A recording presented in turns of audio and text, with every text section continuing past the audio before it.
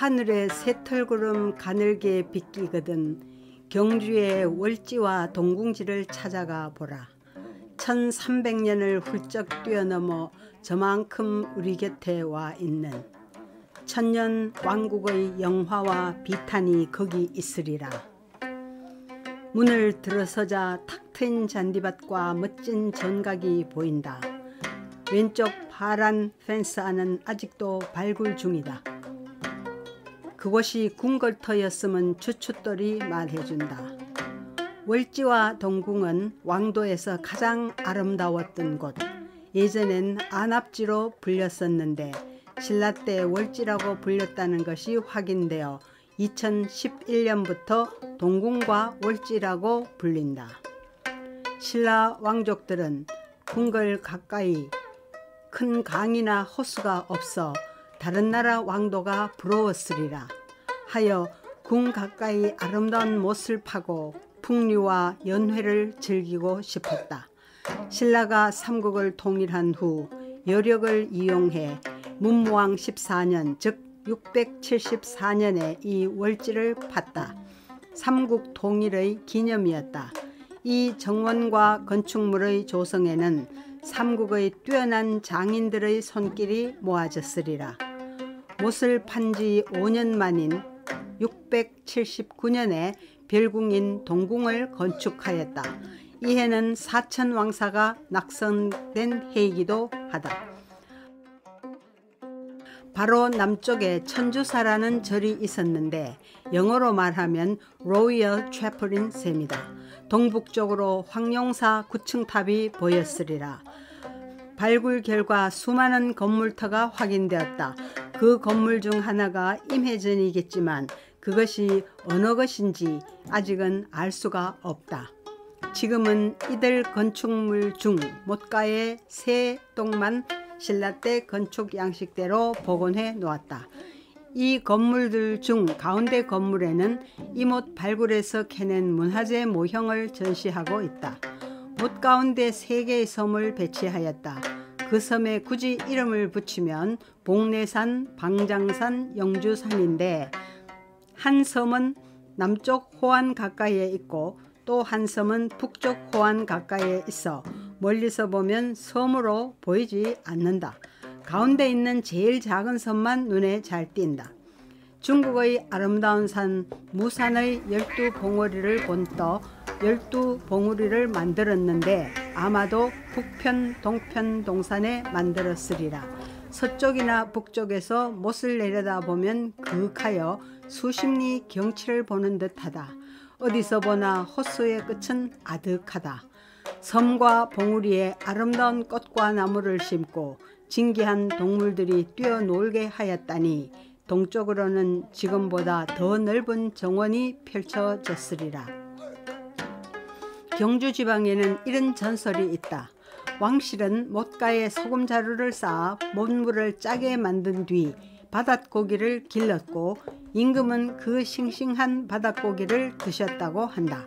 그래서 바다 가까운 전각, 곧 임해전이라고 불렀단다. 그러나 왕조의 영화도 꿈과 같은 것. 왕조가 망한 후 이곳은 아무도 돌보지 않았다. 민초들이 바로 물가에까지 쟁기를 들이댔고 조상의 묘까지 썼다. 저곳이 북쪽 섬이다. 소나무가 있고 주변은 오리들의 천국이다. 봄에는 소나무 밑에 진달래 피니 누가 인공섬이라 하겠는가.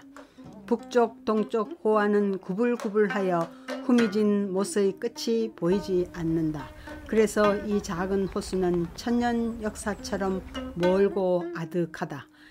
250여 년간은 왕실의 후원으로서 왕공이 거닐었고 호사로운 연회가 베풀어졌으리라. 그러나 신라가 망한 후 아무도 이 못을 관리하지 않았다.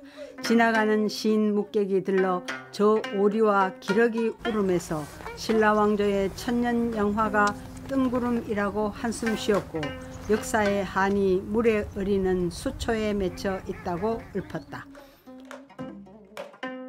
이 월지에 석양이 비끼자 곧 어둠이 내린다. 건물과 호안 석축이 주황색 빛을 입어 화려하다. 달밤에 젊은 귀공자 귀공녀들은 배를 띄우고 연꽃 사이로 노래를 부르며 사랑을 속삭였으리라. 금빛 나는 건물이 은은히 비친 몸물. 오늘 휘영청 달이 밝다. 세발 발기달에 세발 발기달에 어디선가 초용이 춤출 것 같다. 헌강왕이 춘삼월에 임해전에서 연회를 베풀었을 때가 꿈이런가. 주연이 무르익자 왕이 직접 검은고를 타고 신하들은 각각 가사를 지어 올리면서 마음껏 즐기다가 헤어졌다. 삼국사기에 따르면 헌강왕이 초용을 만난 지 꼭 2년이 되었을 때 일이다. 그렇다면 이 밤의 연회에 초용도 초대된 것은 아닐까? 이 밤에 하는 자유로운 상상이다. 저 어둠 속에는 왕조의 어두운 역사도 숨을 쉬고 있다. 한 맺힌 울음소리 들리는 듯하다. 수풀에 감긴 저 푸른 달빛 속엔 속모를 음모도 섞여 있다. 제40대 애장왕이 13살의 왕위에 오르자 삼촌 김언승이 섭정을 하였다. 언승은 정권에 대한 야욕을 이기지 못해 동생 수종과 함께 기어이 왕과 그 동생까지 시해하였다. 형제는 피 묻은 칼을 어디에서 씻었을까? 혹시 오늘 같은 달밤에 여기서 씻은 것은 아닐까? 아무리 씻은들 맥베스처럼 어찌 죄악의 피를 다 씻어낼 수 있었으랴. 살인자들은 차례로 왕이 되었다. 형 언승이 제41대 헌덕왕이다. 그는 후사가 없자 동생 수종을 보왕으로 이 동궁에 머무르게 하였다. 수종이 거처한 동궁 만수방은 조카 애장왕이 지은 것이다. 자기가 지은 방에 자신을 죽인 삼촌이 들어와 영화를 누렸으니 역사의 아이러니가 아닌가. 이 수종도 왕이 되었으니 그가 바로 제42대 흥덕왕이다. 달이 이미 중천을 지나 서쪽으로 기운다. 이곳은 또 왕궁 여인들의 한 맺힌 장소이기도 하다. 궁녀들의 고독과 원한도 서린 곳이다. 애장왕의 어머니 계화 부인만큼 한이 피맺힌 여인이 또 있을까?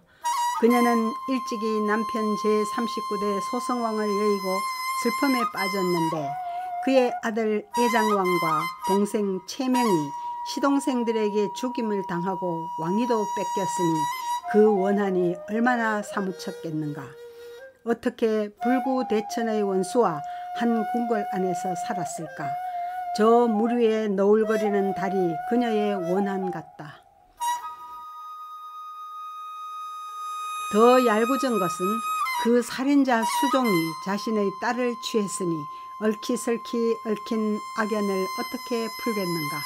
즉 흥덕왕의 아내 장화 부인이 바로 계화 부인의 딸이니 원수가 사위도 되었단 말인가. 오라비를 죽인 삼촌이 지아비가 되는 기구한 운명의 장화 부인. 그녀의 심사는 어떠했을까. 물속의 산산이 부서지는 달이 그녀의 심사란 말인가. 아니면 계화 부인 모녀의 심사가 저 달처럼 물속에서 갈라지고 다시 갈라졌을까. 달이 처마 밑으로 지려든다. 신라에는 많은 공주가 지친에게 시집을 갔다. 삼촌, 사촌에게 시집을 간 공주가 한둘이 아니다. 심지어는 이복 남매 간에 결혼한 예까지 있다. 권력에 눈먼 부모가 정한 강제 결혼이었으리라. 공주가 어떻게 삼촌 혹은 사촌을 사랑하나? 이 뒤집힌 물그림자처럼 뒤집힌 처사였으리라. 멋쟁이 화랑이 줄을 섰을 텐데 말이다.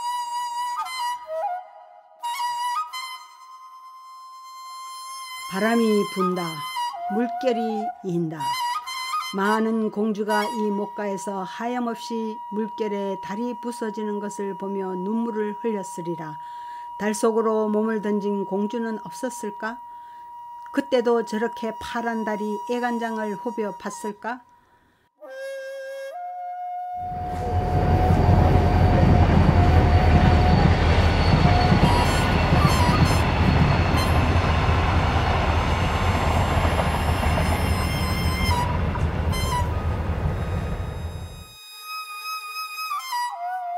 저 소란하고 희미한 것은 유령이 지나간 것이 아니다. 밤에도 끊임없이 동해 남부선엔 기차가 지난다. 동해 남부선은 이 동궁지를 잘라 놓았다. 다 일제의 소행이다. 철로 북쪽편을 발굴했더니 두 개의 대형 건물지가 드러났다. 거기까지 다 궁궐터였다는 말이다. 달밤이라 후미진 호와는 어둠에 묻혀 있다. 신라의 역사도 후미진 곳은 보이지 않는 법. 역사의 눈물겨운 장도 여기서 일어났다. 때는 931년 경순왕 5년. 고려 태조 왕건이 기병 50여 명을 거느리고 오자 경순왕이 백관과 더불어 교외로 나가 그들을 맞이하고 이곳 임해전에서 연회를 베풀었다. 나라가 이미 기울었으니 후삼국의 패자 왕건을 환대해야 했다. 술자리가 얼큰해지니 경순왕이 말하였다.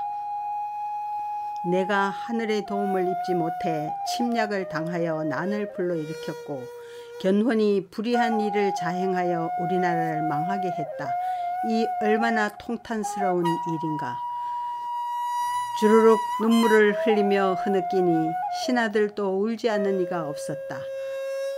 천년 사직이 바람 앞에 등불 같으니 왕건까지 눈물을 훔쳤다. 왕건이 이곳에 머문 수십일 동안 경순왕과 태조 왕건은 한반도의 운명을 놓고 담판했으리라. 신라가 망하기 4년 전의 이야기이다. 이것이 임해전이 간직한 마지막 역사의 한 페이지이다. 오늘 저 물결은 그 비통했던 순간을 알까? 다시 날이 밝았다. 호수의 북쪽 동산으로 걸어보자. 모서의 북쪽과 동쪽에 아마 무산 12봉이 있었으리라. 이곳에서 남쪽으로 보는 경치가 아름답다. 자연과 인공이 절묘하게 조화되어 있다. 이쪽을 보면 못은 태고적 못 같다. 이곳에 특별히 기암이 많은 것을 보면 신라시대의 정원석으로 배치한 것이리라. 저 정원석 밑에는 기화요초가 향기를 뿜었으리라. 모서의 동북쪽 주머니처럼 후미진 곳으로 향한다. 왼쪽은 나지막한 동산으로 여러 봉우리가 솟아있다. 봉우리 위를 걸으면서 호수를 조망할 수 있다. 못은 점점 좁아지더니 맨 끝은 주머니처럼 볼록하다. 그곳은 이 호수 어디서도 잘 보이지 않게 설계한 비밀스런 곳이다. 배를 타고 와 이 후미진 곳에서 밀담을 나누었을까? 미래의 장소로도 안성맞춤이다. 저곳은 아직 발굴 중이다. 철로 북쪽편은 발굴을 끝냈고 지금은 이 동편을 발굴하고 있다. 산책길은 동쪽 동산 위로 나 있어 호수는 나무들 뒤로 몸을 감춘다. 반도가 호수 속으로 들어가 있지만 출입 금지이다. 나무 사이로 건너편 누각이 물에 어린다. 저 남쪽 큰 섬이 여기선 가까이 보인다. 길은 대나무가 몸을 비비고 서 있는 대나무 그림자 밑으로 나 있다. 스르락 스르락. 대나무가 할 말이 있을 듯하다. 그것을 들어보란 듯이 벤치가 놓여 있다. 이것은 북천의 물을 인공수로로 끌어와 이 호수에 넣는 입수구 장치이다. 물이 호수로 떨어지기 전에 거북이 모양의 두 개의 수조를 지나게 되어 있다. 그 다음 다시 작은 저수지를 지난다. 물을 깨끗하게 거르는 동시에 저 경쾌한 물소리를 즐겼으리라. 월제의 남쪽에도 저춧돌들이 드러나 있다. 큰 건물이 있었을 터. 이 못은 남쪽 건물에서도 내려다보도록 설계되었다. 이 월지와 동궁터는 신라 천년의 영화와 비애가 서린 곳. 이곳을 돌아보며 영화보다는 역사의 깊은 회한에 더 사무치니 발자국 소리만 공허하게 울릴 뿐이다.